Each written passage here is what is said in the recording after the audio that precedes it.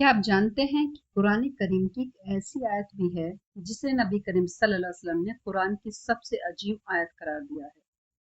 एक ऐसी आयत जिसे पढ़ने वाले के बारे में सही अहादीस में अजीब फज़ाइल बयान हुए हैं।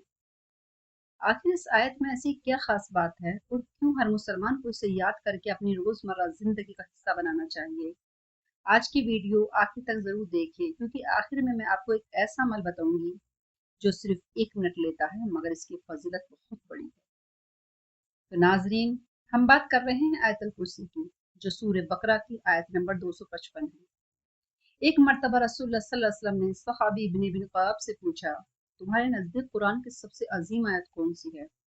उन्होंने अर्ज किया, आयतल कुर्सी। ये सुनकर नबी करीम सल्लल्लाहु अलैहि वसल्लम ने इनके सीने पर हाथ रखा और फरमाया कि अल्लाह तुम्हें इल्म में बरकत अता फरमाए। ये हदीस हमें बताती है कि आयतल कुर्सी कुरान करीम की सबसे अजीम आयत है। लेकिन आखिर क्यों?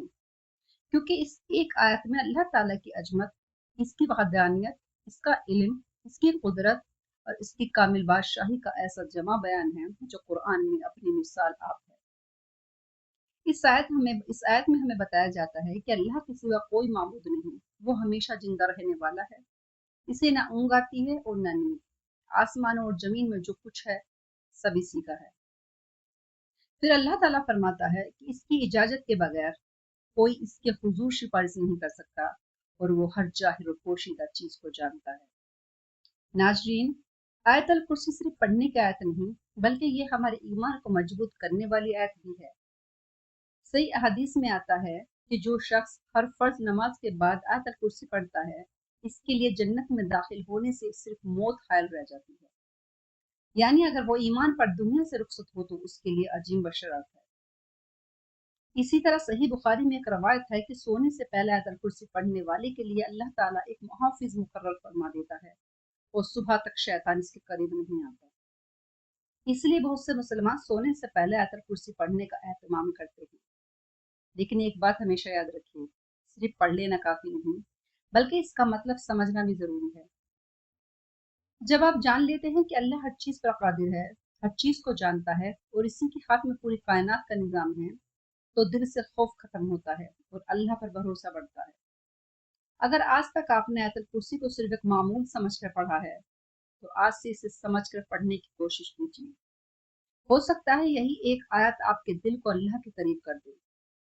और आखिर में एक सवाल, हम रोजाना मोबाइल पर घंटों गुजार देते हैं, लेकिन क्या हम अल्लाह के कलाम के लिए 1 मिनट भी नहीं निकाल सकते?